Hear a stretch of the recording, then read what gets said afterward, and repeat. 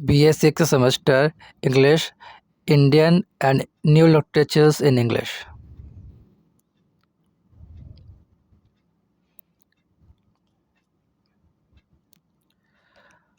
How old is Rukmani when she marries Nathan? यानी रुक्मणी कितने साल की थी जब जब सी मैरिज, सी मीन्स रुक्मणी ने शादी करी नाथन से।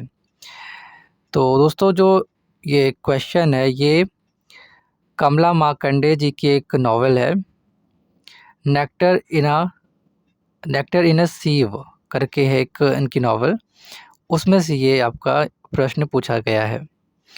तो जो रुक्मणी है उनकी उम्र 12 साल की थी जब उन्होंने नाथन जी से विवाह किया था। तो ऑप्शन सी यहाँ पर सही है, 12। What is the name of Rukmini's daughter? तो यहाँ पर पूछा जा रहा है कि जो रुक्मणी है उनकी डॉटर यानी बेटी का नाम क्या था।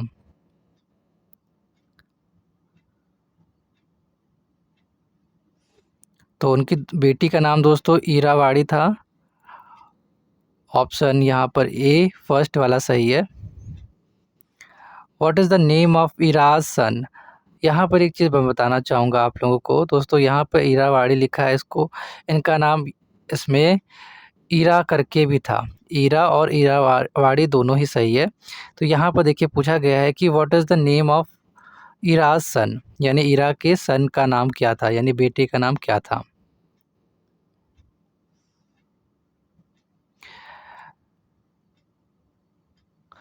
तो इनके बेटे का नाम दोस्तों ए वाला सही है, सैक्राबानी। Option A. Who is the protagonist in the novel Untouchable? यानी ये जो नॉवल है दोस्तों मुल्क राज आनंद जी की अनटचेबल, इस नॉवल के जो प्रोटैगनिस्ट हैं यानी नायक हैं वो कौन है? तो इस नॉवल में दोस्तों जो इस नॉवल के प्रोटैगनिस्ट यानी हीरो जो हैं वो बाखा हैं। Option D. दोस्तों बाखा जो है इसमें एक मतलब 18 साल के स्वीपर होते हैं, एक सफाई कर्मचारी। तो बाखा is the protagonist in the novel untouchable. Option D is the correct option.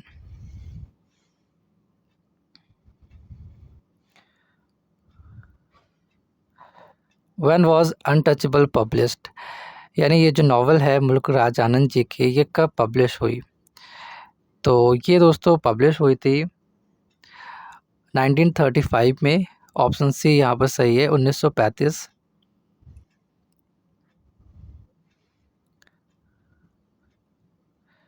Who sexually assaults Sohini in the novel untouchable?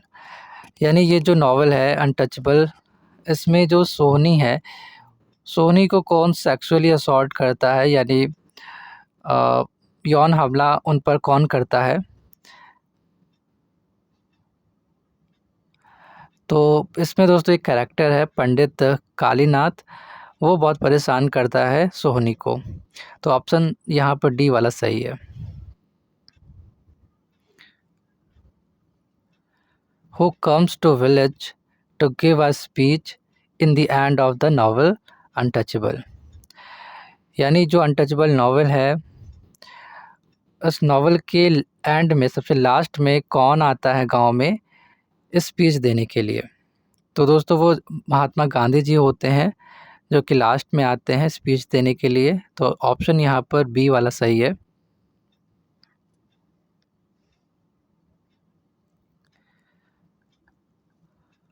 Where where do the untouchables यहाँ पर लिव है, LIVE लिव।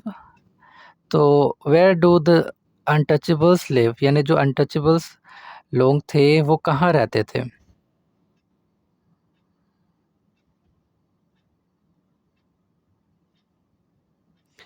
तो दोस्तों यहाँ पर सी वाला ऑप्शन सही होगा, the out skirts of town.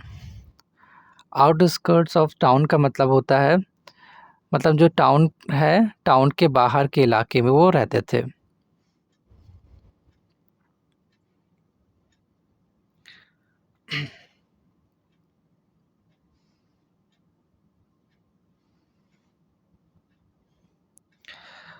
What is the birth place of Frantz Franz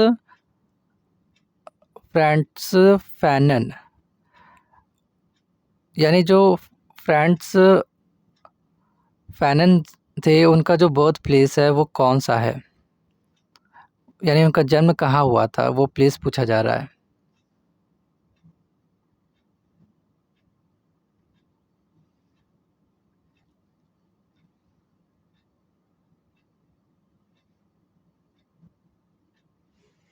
यहाँ पर ऑप्शन ए सही है, Martinique. Option one, option A. Which political concept is closely associated with finance work? यानी जो कौन सा पॉलिटिकल कॉन्सेप्ट है जो एसोसिएटेड है, यानी संबंधित है फैनन के वर्क से?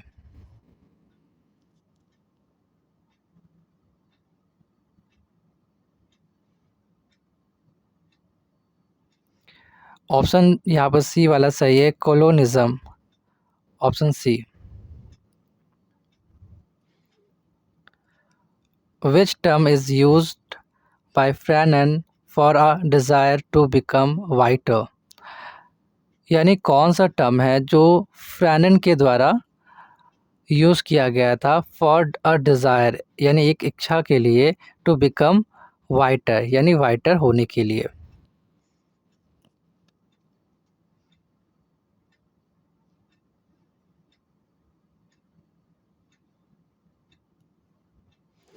यहाँ पर ऑप्शन सी सही है, वाइटनिंग।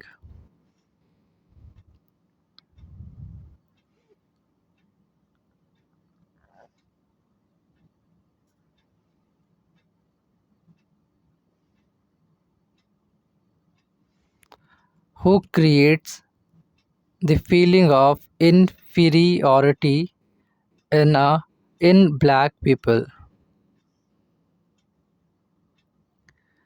यानी जो ब्लैक पीपल हैं, जो काले लोग हैं, उनके अंदर जो इन्फीरियरिटी की जो फीलिंग थी, यानी जो हीन भावना की, यानी हीनता की जो भावना थी, जो फीलिंग थी, वो कौन क्रिएट करता है? ये प्रश्न यहाँ पर पूछा जा रहा है। यानी जो काले लोग थे उनके अंदर हीनता की जो भावना थी वो कौन क्रिएट करता है?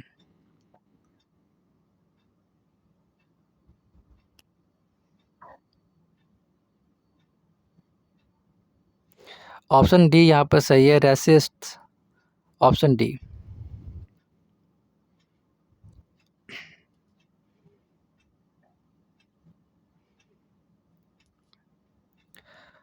Fanon in his book argue Fanon in his book argues the true liberation for the colonized individual can only come through।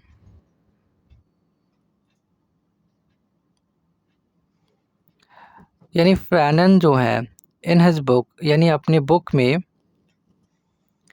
जो आर्ग्यू है, जो आर्ग्यू करते हैं या तर्क देते हैं दैट की ट्रू जो लिबरेशन है, जो ट्रू लिबरेशन है वो फॉर कोलोनाइज्ड इंडिविजुअल, यानी एक जो कोलोनाइज्ड इंडिविजुअल हैं, जो लोग हैं,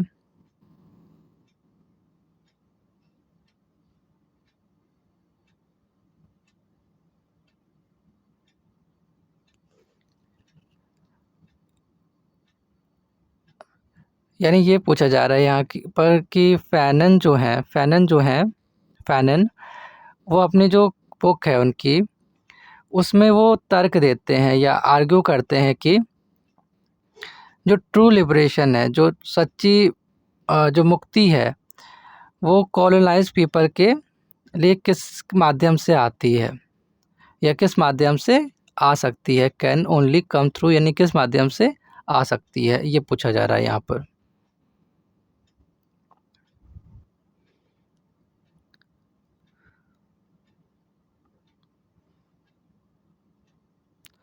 यहाँ पर ऑप्शन फर्स्ट वाला सही है, रेवोल्यूशन एंड द ये थोड़े स्पेलिंग, यहाँ पे लिखा है revolution and the reclamation of their identity. Option first जो ऑप्शन ए है ये सही ऑप्शन है यहाँ पर।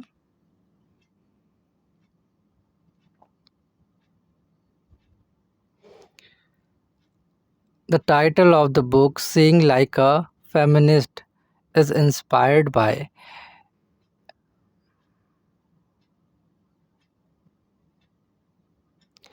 यानी जो टाइटल है,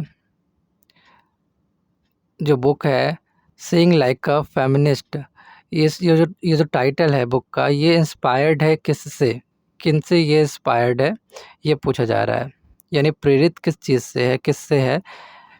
तो यहाँ पर ये सारे ऑप्शंस हैं आपके।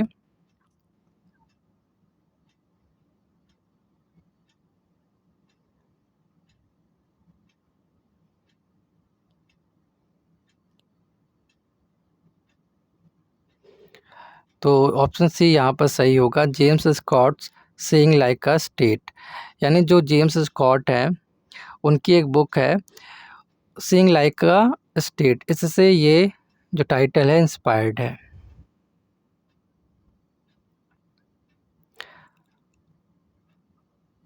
Who is known as the first modern feminist, यानी जो फर्स्ट मॉडर्न फेमिनिस्ट है वो कौन, हु इज़ नोन एज मतलब कौन जाना जाता है फर्स्ट मॉडर्न फेमिनिस्ट के रूप में।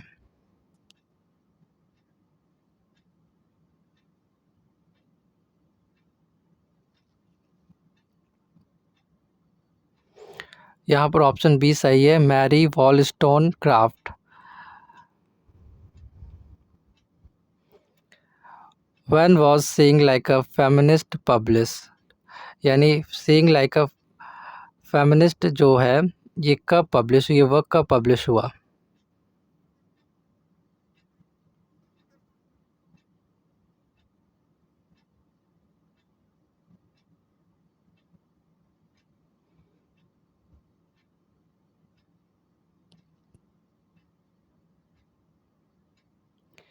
यहाँ पर ऑप्शन डी वाला करेक्ट है, 2012 में, यानी 2012 में।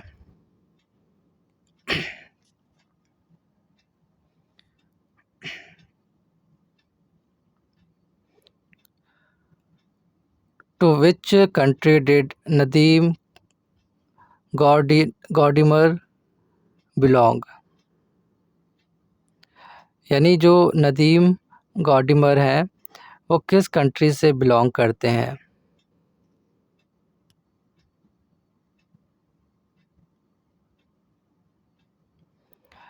यहाँ पर ए फर्स्ट वाला सही है, साउथ अफ्रीका।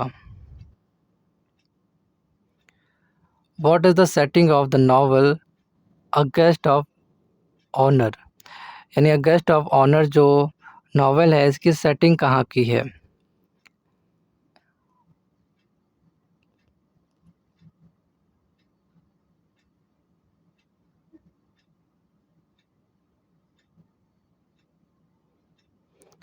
ऑप्शन सी यहाँ पर सही है, small village in South Africa.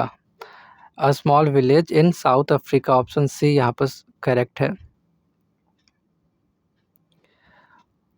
Who is Dehuti in the novel a house for Mr Biswas, यानी अ हाउस फॉर मिस्टर विश्वास जो नॉवल है इसमें जो देहोती है वो कौन है।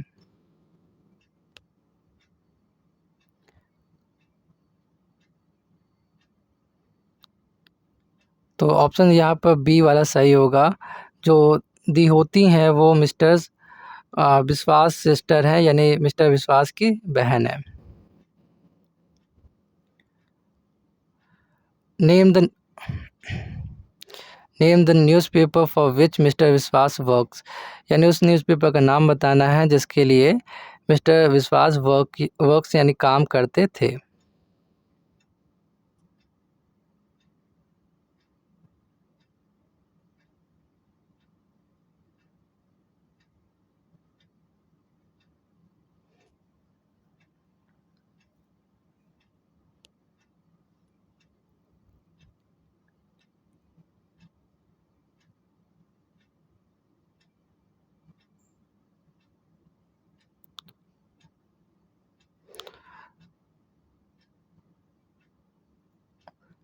यहाँ पर दोस्तों ये सी वाला सही है, सेंटिनल, ऑप्शन सी।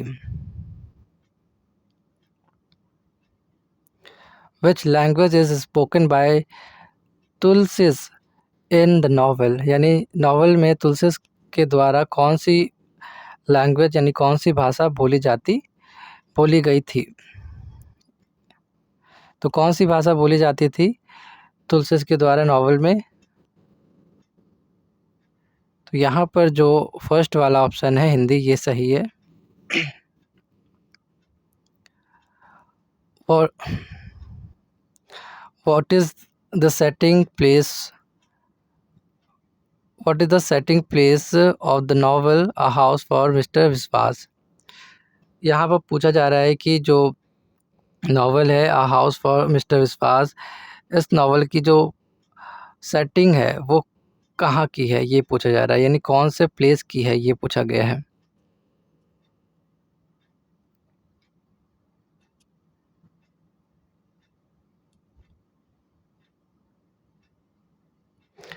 यहाँ पर ऑप्शन डी सही है, Trinidad, option D.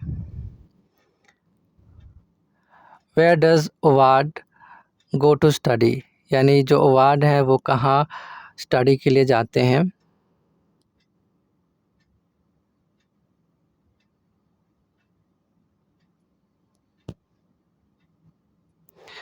Cambridge, option B. What is the mother tongue of Indira Goswami. What is the mother tongue of Indira Goswami, यानी इंदिरा गोस्वामी जी की जो मदर टंग है वो क्या थी।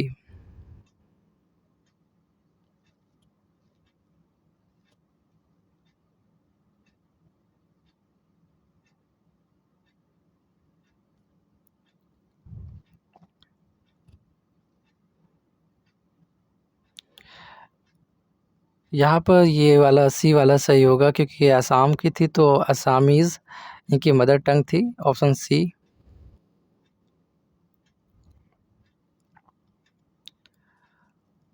What is the name of the elephant that has gone must.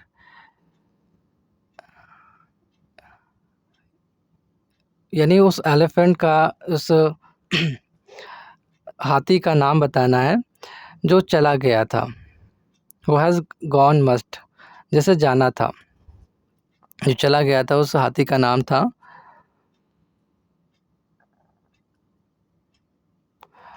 यहाँ पर option 1 सही है, जगन्नाथ।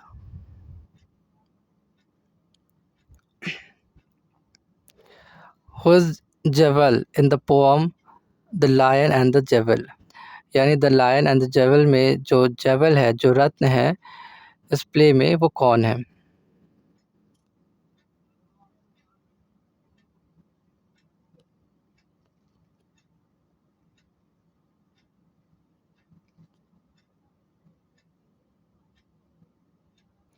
यहाँ पर सी वाला सही है, C D, option C. Who is the native which is the native country of Wole Soyinka. Wole Soyinka का जो नेटिव कंट्री थी वो क्या थी।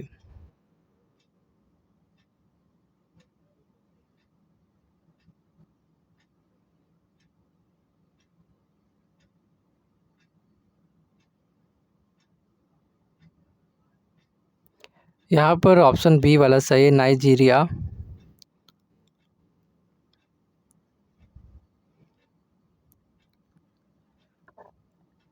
Who says the following lines, यानी जो लाइन्स है नीचे, ये कौन कहता है। I will not used in haste, a man must have time to prepare. I will not used in haste मतलब मैं, हेस्ट मतलब जल्दबाजी होता है, तो मैं जल्दी में या जल्दबाजी में वर्क नहीं करूँगा, कोई काम नहीं करूँगा। अ मैन मस्ट हैव टाइम मतलब एक आदमी के पास टाइम होना चाहिए टू प्रिपेयर, यानी प्रिपेयर करने के लिए या तैयारी करने के लिए समय होना चाहिए।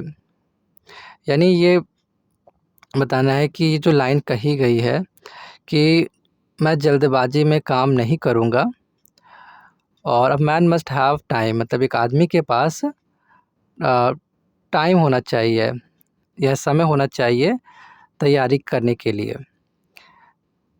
तो आपके जो ऑप्शंस हैं यहाँ पर आप देख पा रहे हैं, इसमें बताना है कौन ये कहता है। तो यहाँ पर इस लाइन जो ये लाइन कही गई है दोस्तों, वो बरोका के द्वारा कही गई है। ऑप्शन सी यहाँ पर करेक्ट है।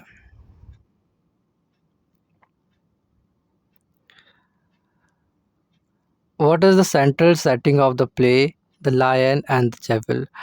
यानी जो ये प्ले है the lion and the devil, इसका जो सेंट्रल, जो मुख्य सेटिंग है, जो सेंट्रल सेटिंग है, वो क्या है?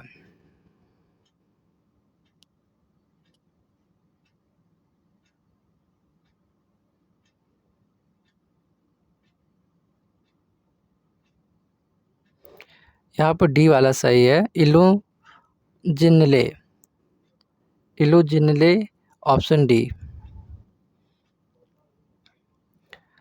When was Wole Soyinka awarded Nobel prize in literature? यानी जो होल सोइंका जी हैं, इनको नोबेल प्राइज़ लिटरेचर में कब मिला?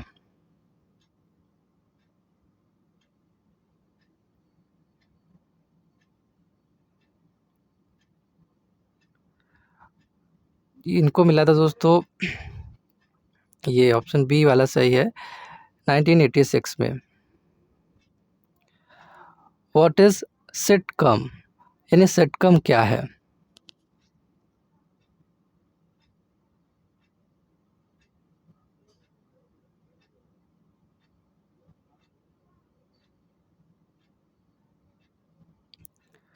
सिटकम जो है दोस्तों,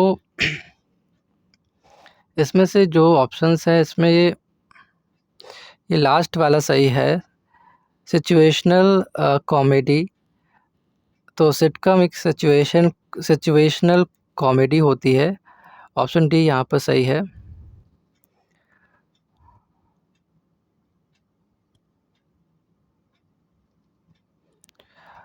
tray Anthony is best known for his television series. यानी इनमें से कौन सी टेलीविज़न सीरीज़ के लिए वो बहुत अच्छे तरीके से जाने जाते हैं? Tray Anthony is best known, मतलब इनके किस बेस्ट सॉरी किस टेलीविज़न सीरीज़ के लिए वो बेस्ट, सॉरी फिर से बता देता हूँ मैं। Tray Anthony is best known for his television series, मतलब जो ट्रे एंथनी जी हैं, वो जाने जाते हैं अपने टेलीविज़न सीरीज़ के लिए। इनमें से कौन सी टेलीविज़न सीरीज़ के लिए जाने जाते हैं, ये बताना है।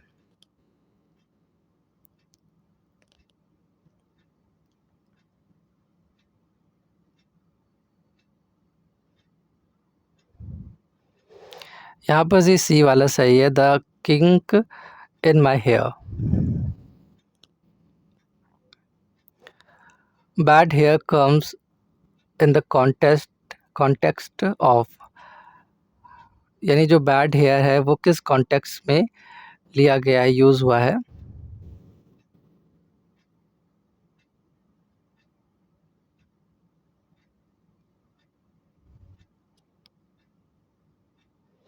यहाँ पर सी वाला सही है, sister part C, option C is the correct option.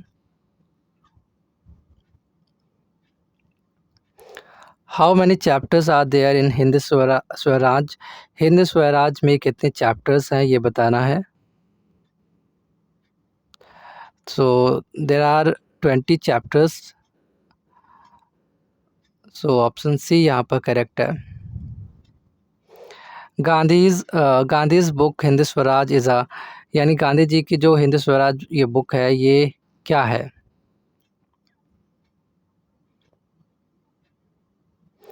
तो ये एक डायलॉग के रूप में है, डायलॉग है, तो option B is the correct option. Which of the following is an essential principle of Satyagraha? यानी सत्याग्रह का जो एसेंशियल जो मुख्य प्रिंसिपल होते हैं वो इनमें से क्या है?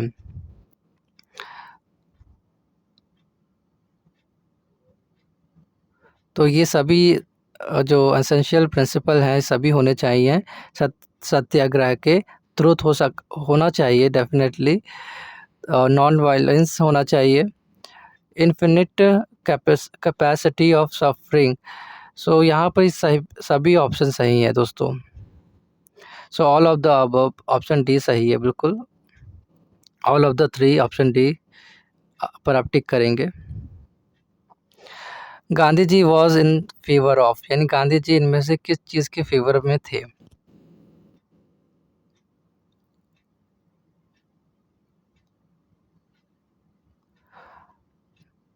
तो दोस्तों वो जो फेवर में थे Gandhi ji, Hindi and provisional languages, Hindi and provisional languages, option B यहाँ पर सही है। To teach boys teach boys reading, writing and arithmetic is called, यानी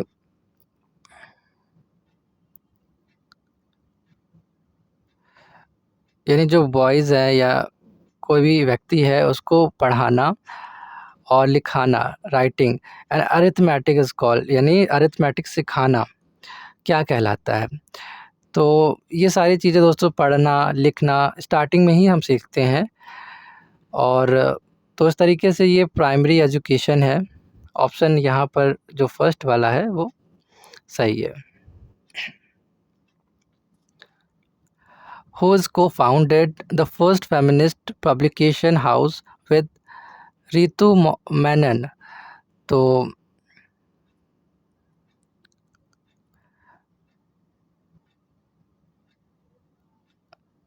यहाँ पर ये पूछा जा रहा है कि जो हु को फाउंडेड, यानी किसने को फाउंड किया, यानी कोई भी चीज़ स्थापित करी किसने? The first feminist publication house, यानी जो फर्स्ट फेमिनिस्ट पब्लिकेशन हाउस था वो किसने को फाउंड किया? विद रितु मेनन, यानी रितु मेनन जी के साथ में। तो किसने रितु मेनन जी के साथ में जो सबसे पहला फेमिनिस्ट पब्लिकेशन हाउस स्थापित किया था वो बताना है।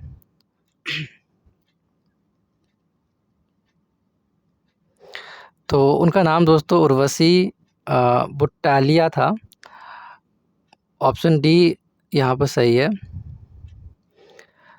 The publishing house established bye Urvashi Butalia alone is, यानी इनमें से कौन सा पब्लिशिंग हाउस है जो इस्टेब्लिश किया गया था उर्वशी बुटालिया जी के द्वारा?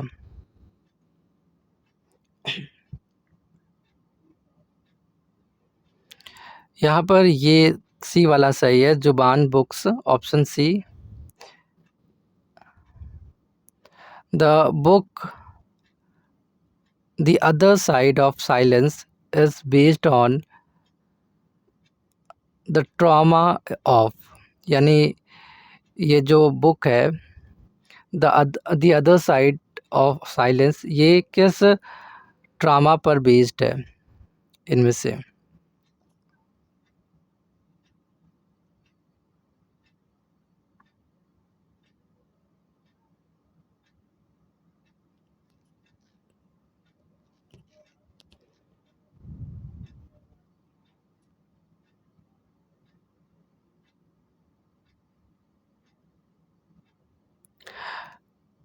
इसमें दोस्तों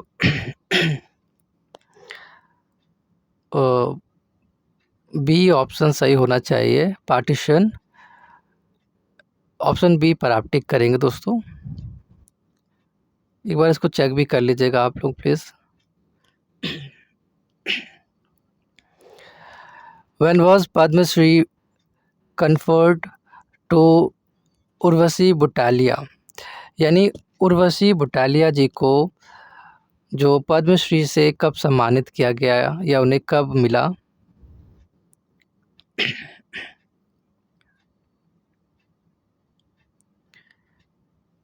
तो उन्हें दोस्तों 2011 में 2011 में मिला था पद्मश्री। तो ऑप्शन यहाँ पर डी वाला सही है।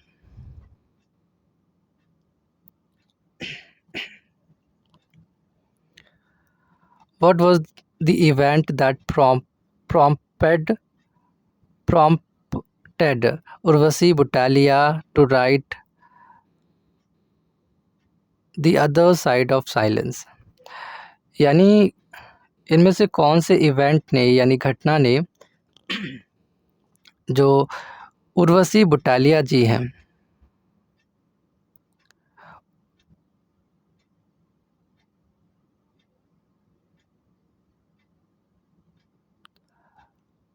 यानी जो उर्वशी बुटालिया जी हैं उनको इनमें से कौन से इवेंट ने यानी घटना ने बहुत ही ज़्यादा प्रेरित किया, बहुत ही ज़्यादा उनको प्रेरित किया कि वो the other side of silence को लिखे, ये बताना है दोस्तों इसमें।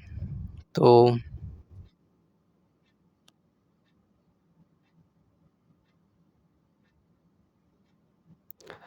यहाँ पर सी वाला ऑप्शन सही है, the assassination of Indira Gandhi, यानी इंदिरा गांधी जी की हत्या ने उन्हें बहुत ही ज़्यादा मतलब प्रेरित किया था कि वो the other side of silence को लिखे।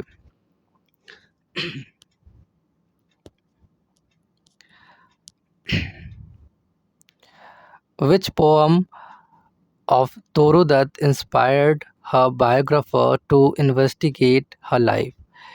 यानी इनमें से कौन सी पोअम है जो तोरू दत्त जी की, इनमें से कौन सी पोअम है जो इंस्पायर्ड करती है, बहुत ज़्यादा प्रेरित करती है उनके बायोग्राफर को टू इन्वेस्टिगेट हर लाइफ, उनकी लाइफ के बारे में इन्वेस्टिगेट करने के लिए।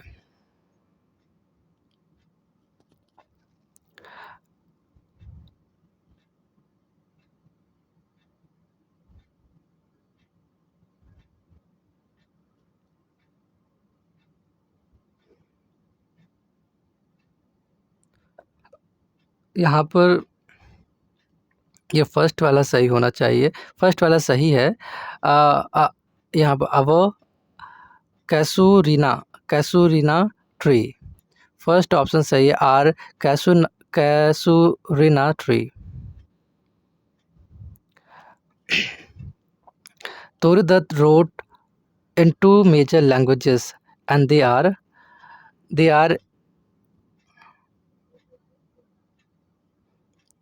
इंग्लिश एंड फ्रेंच, यानी जो तोरू दत्त जी हैं वो मेजर 2 लैंग्वेजेस में लिखती थी एंड वो लैंग्वेजेस थी इंग्लिश एंड फ्रेंच।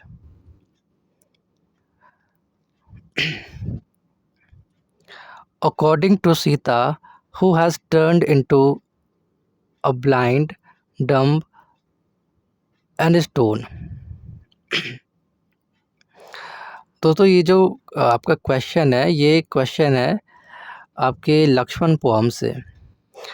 इसमें लिखा है कि अकॉर्डिंग टू सीता, यानी सीता माता जी के according, who has turn into a blind, यानी कौन एक ब्लाइंड के रूप में टर्न हो जाता है और डम्ब हो जाता है और स्टोन जैसा बन जाता है। दोस्तों इसमें इस पोअम में देखिए होता ये है कि जो श्री राम जी हैं वो एक गोल्डन डियर, यानी एक सुनहरे सोने के समान एक हिरन होता है, उसके पीछे वो जंगल में जाते हैं।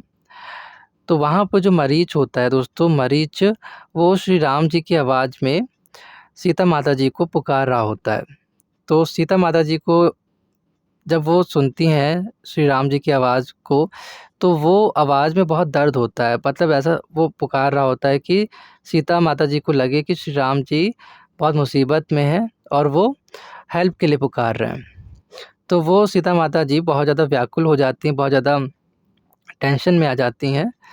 तो वो लक्ष्मण जी से कहती हैं दोस्तों, कहती हैं कि आप जाइए और श्री राम जी को देखिए कि वहाँ पर वो उनको कोई प्रॉब्लम है, शायद वो दिक्कत में है, वो डेंजर में है, प्रॉब्लम में है। तो ये बात वो सॉरी वो लक्ष्मण जी से जब कहती हैं तो लक्ष्मण जी जानते होते हैं कि मतलब हालांकि सीता माता भी जानती होती हैं कि श्री राम जी को कोई भी हानि नहीं पहुंचा सकता है, उनके पास तो बहुत सारी पावर्स हैं। तो लक्ष्मण जी को पता होता है कि उन्हें कोई भी प्रॉब्लम नहीं आ सकती कभी भी। तो जब सीता माता जी कहती हैं कि आप जाइए उनकी रक्षा करने के लिए, देखिए कि उन्हें क्या हुआ है। तो लक्ष्मण भैया जो हैं वो अपनी जगह से नहीं हिलते हैं, मतलब जहाँ पर खड़े होते हैं वहीं पर ही खड़े रहते हैं और मतलब ऐसा लग रहा होता है कि वो कोई बात ना ही सुन रहे हैं सीता माता जी की, कोई रिप्लाई नहीं दे रहे होते, मतलब चुपचाप सुन रहे होते हैं और कुछ बोल नहीं रहे होते हैं। तो तब ये बात यहाँ पे बोली गई है कि who has turn into a blind, यानी ऐसा लग रहा है कि आप कुछ देख नहीं रहे, अंधे हो गए हो और डम्ब मतलब आप गूंगे हो गए, कुछ बोल भी नहीं रहे हो। और स्टोन मतलब पत्थर, जिस तरीके से पत्थर बिल्कुल अ, एक जगह पड़ा है तो पड़ा रहता है, हिलता नहीं जल्दी, तो आप हिल नहीं रहे हो, यहाँ से जा नहीं रहे हो। तो आप एक अंधे के समान, एक गूंगे के समान, एक पत्थर के समान जो अपनी जगह से हिल नहीं रहा है, वो जो जो जा नहीं रहा है यहाँ से, ये सीता माता जी कहती हैं, लक्ष्मण जी से कहती हैं। तो किससे कहा गया है ये बात, इसमें पूछा गया है, तो ये आपका ऑप्शन यहाँ पर ये लक्ष्मण जी, जो ऑप्शन बी है ये सही है बिल्कुल।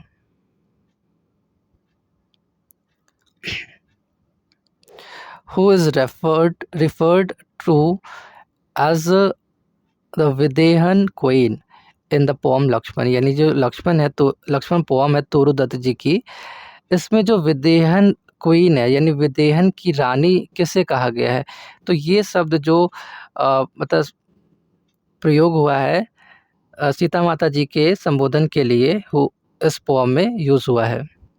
तो ऑप्शन यहाँ पर ए वाला सही है, सीता माता ji, option A Sita. The cry of Maricha alarm Sita about, यानी जो देखिए यहाँ पर वही चीज़ है कि यहाँ पर जब जंगल से जो मरीच होता है वो श्री राम जी की आवाज़ में सीता माता जी को पुकार रहा होता है हेल्प के लिए, तो उनकी आवाज़ में एक बहुत दर्द था। तो जो क्या बोलते हैं, जब सीता माता जी के कानों में वो आवाज़ जा रही थी तो वो बहुत ज़्यादा मतलब परेशान हो गई थी। बहुत ज़्यादा मतलब टेंशन में आ गई थी कि उन्हें क्या हो गया है। तो वही लिखा है यहाँ पर द क्राई ऑफ मरीच। तो जिस तरीके से मरीच क्राई कर रहा था, रो रहा था श्री राम जी की आवाज़ में, सीता जी का नाम लेकर, तो वो जो आवाज़ थी, अलार्म जो थी, वो आवाज़ जो थी वो सीता माता जी को क्या कर रही थी, बहुत ज़्यादा मतलब चिंता में डाल रही थी। तो वो द क्राई ऑफ मरीच अलार्म्स सीता अबाउट, यानी किस विषय में वो डाल रही थी। सीता माता जी को बहुत ज़्यादा प्रॉब्लम में, चिंता में मरीच जी की जो आवाज़ थी वो इनमें से किस लिए डाल रही थी। तो सीता माता जी को क्या लग रहा था कि वो क्या हो गया है श्री राम जी को। तो ऑप्शन देखिए यहाँ पर है सीताज़ डेंजर, सीता माता जी डेंजर में तो नहीं थी। लक्ष्मण's डेथ, लक्ष्मण भैया जी की डेथ भी नहीं हुई थी। एंड हनुमान इन डेंजर, तो हनुमान जी जो है वो डेंजर में थे, ये भी नहीं था। राम जी इन डेंजर, राम जी भी डेंजर में नहीं थे, लेकिन जो आवाज़ थी वो इस तरीके से लग रही थी सीता माता जी को कि जो प्रभु श्री राम जी हैं वो डेंजर में है या परेशानी में है। तो यहाँ पर ऑप्शन सी सही है दोस्तों। What is the origin of Nissim Ezekiel, यानी ऑप्शन यहाँ पर सॉरी क्वेश्चन जो है ये पूछा जा रहा है कि जो ओरिजिन है निसिम इज़ेकील जी का वो क्या है, यानी वो किस कम्युनिटी से मतलब अ, संबंधित हैं, किस बिलॉन्ग करते हैं, किस कम्युनिटी से। तो वो जैविस कम्युनिटी से बिलॉन्ग करते हैं, एक जैविस पोएट हैं। ऑप्शन ए यहाँ पर सही है। How many lines are there in a poem of dedication, a poem of dedication जो पोएम है इसमें कितनी लाइन्स हैं? तो इसमें दोस्तों 36 लाइन्स है, ऑप्शन सी यहाँ पर सही है। दोस्तों आगे के जो प्रश्न हैं इसमें टोटल 100 क्वेश्चंस हैं, तो मैंने 50 क्वेश्चंस के अभी आंसर बताए हैं। बाकी नेक्स्ट वीडियो में हम 50 के आंसर देखेंगे और बाकी जो 50 क्वेश्चंस आगे मैं बताऊंगा उसकी उस वीडियो का लिंक आपको इस वीडियो के डिस्क्रिप्शन में मिल जाएगा दोस्तों।